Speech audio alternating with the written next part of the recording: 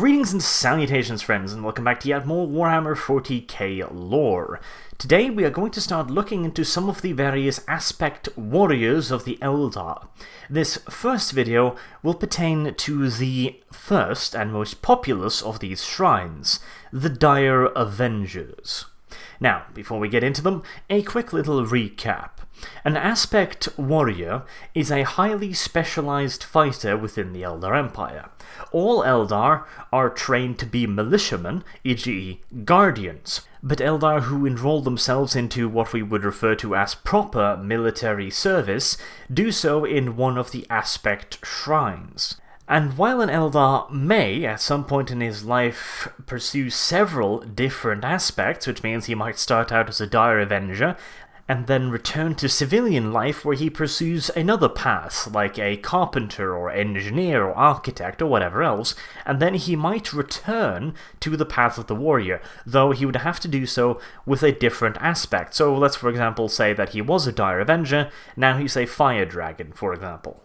This is allowed, and it is often indeed necessary, but it is not an ideal situation. In fact, most Eldarcraft worlds would happily avoid their citizens having to take on two aspects throughout their lives, if at all possible.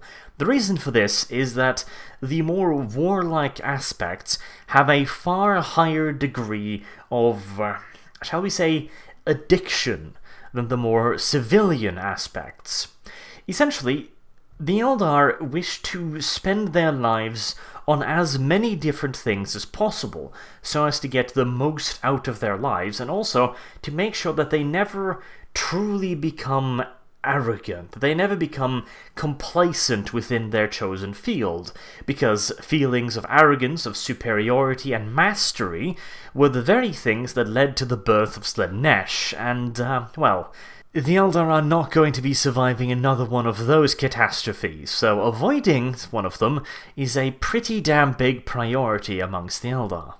And in most cases, the chances of getting addicted to a specific path are fairly small, because of the stimuli that it gives you. Being a master craftsman certainly has its moments of achievement, of fulfillment, when you have made the perfect windowsill, or the perfect dildo, or whatever you have decided to specialize in. But these moments are usually fairly short-lived and relatively fleeting. There is no extended moment of ecstasy, so to say, where you're just going like, oh my god, this is the best dildo ever, you know? And you just sit there wondering at it for weeks. However, as a warrior, there is a far greater danger of these extended periods of ecstasy, as the Eldar would call it. Though it is important to note here that the Eldar's interpretation of the word ecstasy is not quite as we humans would consider it. We human would combine this with pleasurable experiences.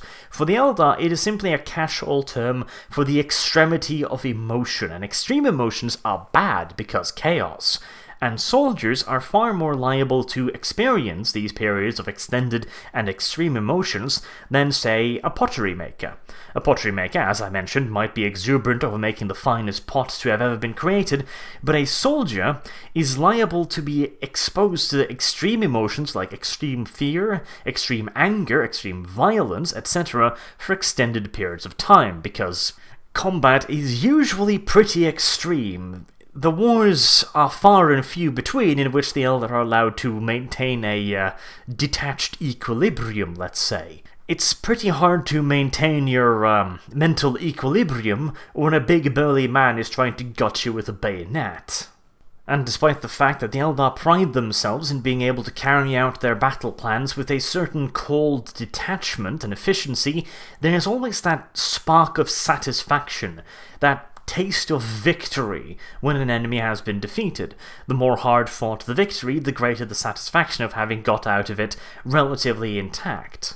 It is actually quite the interesting dichotomy, because the Eldar in question is at once elated at his victory, at getting through the war alive and having defeated his enemies, and at the same time he is afraid of these very emotions than he is biologically programmed to enjoy, because he knows that if they grow too extreme, if he takes too much pride in his work and takes too much satisfaction in the very understandable emotion of glee that he hasn't been murdered, he might be stuck down this path for the entirety of his life, which for an Eldar is a fate worse than death, and at the same time, he knows that by losing himself in this emotion, he risks dooming his entire race. And that might sound melodramatic, and to some extent it is. A single Eldar losing himself to a path, or even thousands of Eldar, are not going to have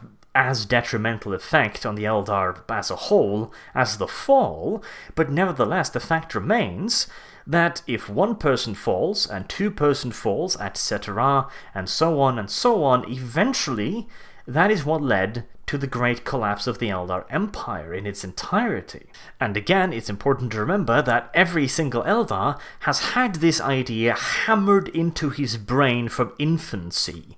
They have been told about the dangers of extreme emotions since they were born. This is the center of their universe, their greatest fear, and to some extent even their greatest pride. The fact that they are able to take so much out of so little, because for a human, the emotional registry of the Eldar are completely alien to us humans. For us, we know things like happiness and sadness. For the Eldar, this is subdivided into millions of different emotions. They are capable of so much more than us when it comes to feeling, of thinking, because their minds simply work so much faster than us. We see a fluffy bunny bouncing across a meadow and we go like, ooh, fluffy creature, that's cuddly-like. The Eldar will then start to subdivide the levels of fluffiness and kawaii into a million different categories. So yeah, it's a bit of a double-edged sword. The Eldar are capable of so much more, and they should be able to enjoy it, but at the same time, the last time they did this, they did kind of fuck a star god into existence, which wiped out most of their race, so, you know, minuses and pluses. And it is in a large part thanks to this self-contradictionary nature that the Dire Avengers are by far the largest group of aspect warriors, because the Dire Avengers do not really specialize in anything. They do not specialize in melee combat, and as such, they will not be exposed to the extremities of melee combat, the fear, the exhilaration of defeating enemies in single close-quarter combat and feeling their blood splatter across your armor and your face. Nor do they experience the extremes of ranged combat, where they study their targets close up through a long-range scope, study their routine, study their habits, until finally assassinating them in one quick, gory moment as their rounds hit home. Rather, the Dire Avengers specialize in being soldiers. They specialize in extreme flexibility and in discipline, and this, again, helps them to remain grounded, to keep them level with what they are. It keeps them away from the most extreme emotions, because, again, their primary strength is their discipline and their flexibility, and these two traits, and discipline in particular, allow them to deal with the extremities of emotions and feelings far better than many other aspect warriors, and of course, again, it does help that they do not embody any single direct aspect of warfare. That is not, however, to say that they are not extremely specialized and elite troops. In fact, it could be argued that pound for pound, the Dire Avengers are the most elite and skilled fighting force in the galaxy. Granted, they do not have the sheer brute ferocity of the Adeptus Astartes, or the unstoppable toughness of an Orc Nob, but they do have something almost as important, namely the ability to get the fuck out of the way of incoming firepower. And so while the Adeptus Astartes have developed battlefield tactics to make the most out of their raw physical potential, often relying upon the sheer shock and awe of their arrival, plus the ridiculous amounts of carnage that a squad of Adeptus Astartes is capable of dishing out, the Dire Avengers have, instead of inventing their own tactics, perfected already existing infantry tactics. In fact, the Dire Avengers' favoured tactic is quite reminiscent of the German World War II infantry tactic, or idea, more correctly, known as Feuerkampf, or firefight in English. The main principle of the tactics are fairly simple. The Dire Avengers, organised in squads of 10, will enter combat, preferably, in a skirmishing line, with 5 to 6 paces between the individuals.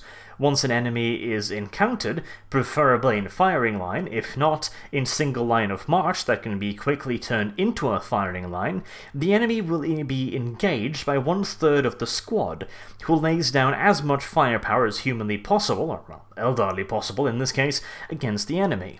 And this is where the Dire Avengers' primary weapon, the Shuriken Catapult Avenger pattern, comes in very, very handy indeed. Normally, this tactic would require some form of light machine gun, preferably more than one if at all possible, and several sections of SMGs or assault rifles.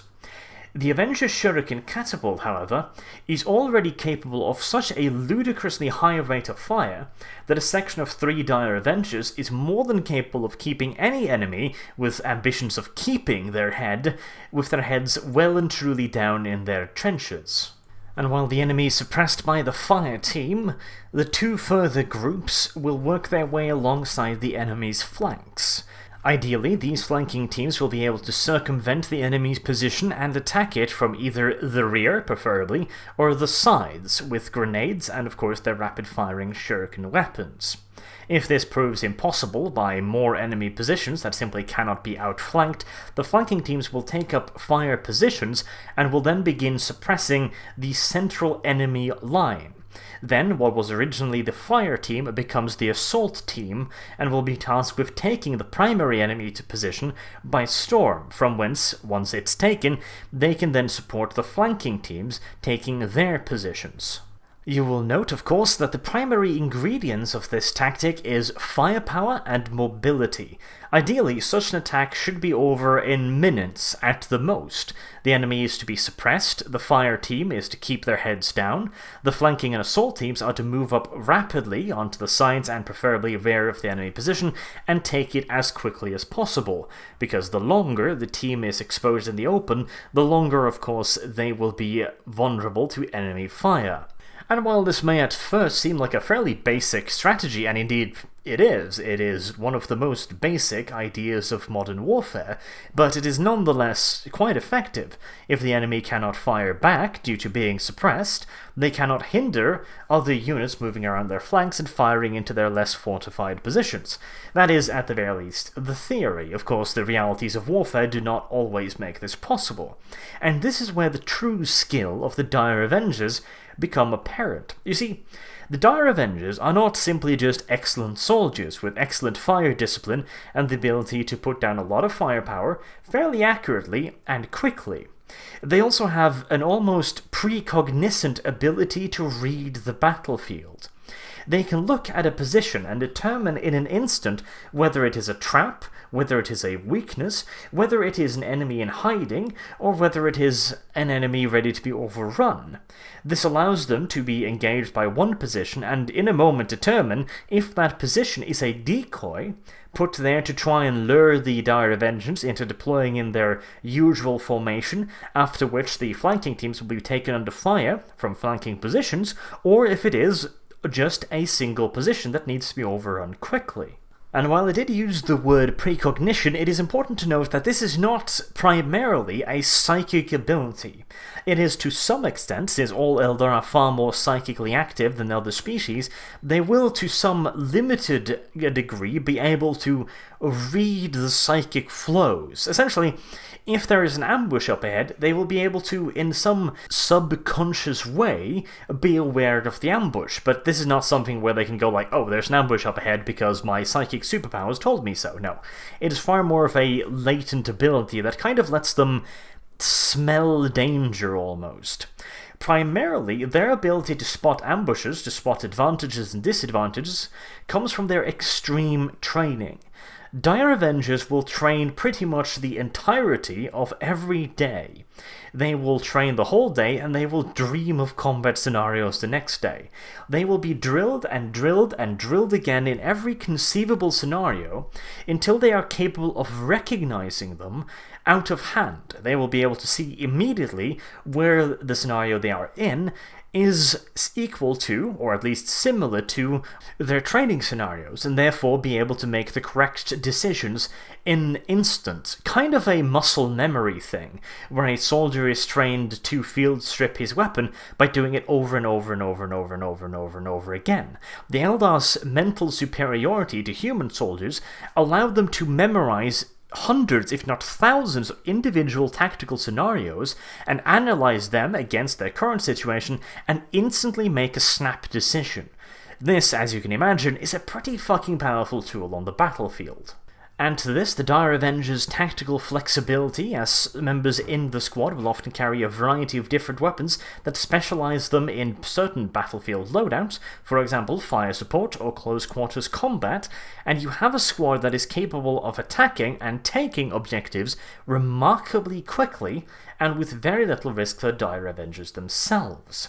And of course, it is not only on the offense that the Dire Avengers shine. They are also excellent defensive troops, able to use their almost supernatural abilities to preempt their enemy's movements. They can, for example, counterattack while the enemy is in their most vulnerable state, when the troops are getting into their marching areas and preparing for the attacks, and then suddenly getting ambushed by Eldar Dire Avengers. They can preempt the enemy's movement, placing the greatest amount of their firepowers in the areas where the enemy will be most exposed during their attack. If the enemy attack is too powerful to simply be met straight up, they will simply just melt away from their original positions and reform in other flanking positions, allowing the enemy to charge what is now unoccupied positions and waiting until the enemy gets close and deep into the trap before unleashing a devastating crossfire on the unsuspecting foe. When this ability to sense and preempt an enemy's movements is combined with the Eldar's home team advantage and therefore access to webway portals, the Dire Avengers become an almost undefeatable opponent, as they will never be where you suspect them to be. They will never be in the area you are bombarding with your heaviest artillery, and they will always be in the area where your troops are the weakest. Fighting Dire Avengers on an Eldar craft world would be the ultimate nightmare of any strategist or tactician. To further help out the Dire Avengers' already quite considerable impact upon the battlefield, their weapon and armour are of course amongst the finest that the Eldar are still capable of producing, and that of course is aspect armour. This is a psychically active armour created from materials that only the Eldar can create. What it essentially means is that the armor reacts to the wearer's thought and his nerve impulses. This means that once the Eldar moves his arm, there is no mechanical feedback. There's no machine sensing that he's moving his arm, which is almost certainly going to create some form of time lag, as even the most sensitive machine on Earth simply cannot keep up with the speed of neurons. However, this armor does not move based on the wearer's movements, it moves based on his thoughts. The moment the Eldar starts to think that he is going to be moving and executing the movement, the armor moves along with him. There is no feedback and there is no problems. The armor moves because he moves. The armor stops because he stops. And while remarkably light, aspect armor does have considerable defensive capabilities. Not due to sheer bulk of armor plating, although some aspect armors do carry around a fair bit of armor plating as well as additional protection, but because the armor is capable of recognizing when it is under attack and hardening in the section that has been attacked. So a bullet, for example, will strike the aspect armor, and the armor will react by contracting in that one point, creating more armor around the area of impact. And it will also do so progressively, meaning that a lot of the bullet's power will be spent working its way through progressively thicker layers of armoring. But of course, this level of sophistication does not come automatically. To become a Dire Avenger and utilize the Dire Avengers' war gear, their weapons, and their armor effectively, an Eldar needs a lot of practice, not to mention the fact that the Dire Avengers' primary strength comes from the fact that they are capable of memorizing, and essentially simulating on the fly, thousands of battlefield scenarios, all of them having been drilled into them by never-ending practice. This is where the Dire Avenger Shrines comes into the picture. You see, the various aspects are, as the name would already suggest, aspects of the Eldar God of War. That is why the training schools for the Dire Avengers or the Howling Banshees are known as shrines. A shrine is usually founded by an exarch, someone who has been lost to the path. In the case of the Dire Avengers, this is a relatively rare occurrence, but being the most numerous of the Aspect Warriors, they also make up a fair amount of the exarchs. A fair amount of exarchs will of course die in battle, being, well, career soldiers essentially, not the least hazardous of occupations ever invented, but some of them go on to garner enough experience and repute that they will be allowed to start their own school, essentially. Or, well, technically, their own shrine, where they will become the high priest, and more importantly, the head teacher, and will be responsible for passing his experience and his lessons on to the next generation of Dire Avengers. This personal touch also means that many Dire Avengers schools, so to say, have slightly different approaches to warfare. For example, one might be more focused on ranged combat, foregoing the flanking elements entirely, and switching them out with more heavier and rapid-firing weapons, allowing them to suppress a position and then knock it out with something along the lines of heavy platforms, D-cannons, shuriken cannons, other such things. Another school might be more concerned about close-quarters combat, and will scale down the fire support element and increase the close combat potential. For example, maybe the flanking squads will be made up of 2 close combat specialists each, with only 1 supporting member being there in case shit goes tits up and they need some quick fire support to retreat, with of course 3 fire support members in the original fire base and 1 officer, usually leading either the fire base itself or one of the flanking units. And yet other shrines might specialize in specific tasks, for example, the taking of entrenchments, or the holding of fortified positions, or guerrilla warfare, etc, etc, etc. It all depends on the skills and the personal leanings and preferences of the head priest or teacher. And as with all good religions, the Dire Avengers shrines have their leadership. Of course, the individual shrines, and in some cases entire branches, which are groupings of shrines, are led by a single exarch, or in some cases councils made up of exarchs. They all answer to one single pope, if you will, and of course his college of cardinals. Now, in the case of the Dire Avengers, their top brass is a little unique from the other Aspect Warrior shrines. In most cases, the shrines are loyal, of course first and foremost, to the exarch that has founded the individual shrine, and then to groups of Phoenix Lords, who usually resides over larger areas of space, like for example a craft world, or indeed even entire sectors. These Phoenix Lords rule alone, but it is also not uncommon that they form up councils. In many cases, they also form the craft world's ruling body, along with other Phoenix Lords of other paths in times of war.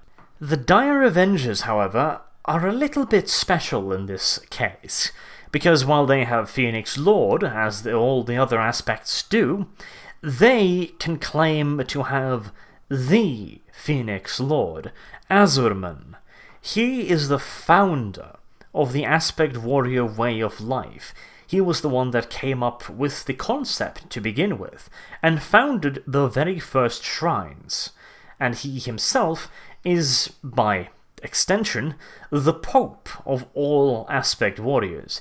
He is their de facto, although extremely unorthodox leader by seniority. This does not, however, mean that the other aspects are in any way required to follow his command.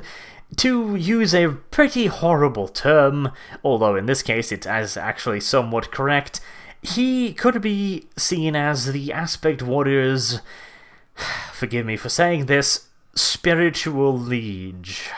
I know, the cringe is real, I understand. But still, in this case, it does actually somewhat make sense. Beyond essentially founding the Aspect Warrior shrines, Azerman has also been quite busy trying to save the Eldar single-handedly. He has the very convenient superpower of being nigh on immortal. Now, bear in mind, he can be killed, but he won't actually stay dead for long, which allows him to take the kind of risks that most Eldars would not, because they lack the extremely convenient superpower of being able to come back from the dead. This, unsurprisingly, has granted Azerman a far greater standing in Eldar society than what you would expect from even a normal Phoenix Lord. He is considered one of the Eldar's finest leaders, and generally speaking, while no one is technically required to obey his orders, it's a pretty safe bet to say that they will. Despite this position of assumed leadership, however, Azerman is quite busy rummaging through the webway for things to kill. You see, he had the bright idea of creating himself a bit of a supercomputer, a sort of artificial intelligence that is, in all due actuality, a manifestation of Azerman's rage and hatred. What could possibly go wrong, right? And this ship, of course, being driven by rage and hatred, has a nasty tendency of running straight towards the heaviest fighting, which has on several occasions somewhat misled Azerman from his intended destination, though, granted, usually with extremely positive effects for the Eldar race overall. This success notwithstanding, though, I do hope that in the future our self-driven cars will be fueled by diesel rather than hate. And with that, I'll wrap up this video on the Dire Avengers, their shrines, and of course a little bit about their founder. Until next time, I've been Arch, thank you very much for listening, and I do hope to see you all again soon. Have a good day.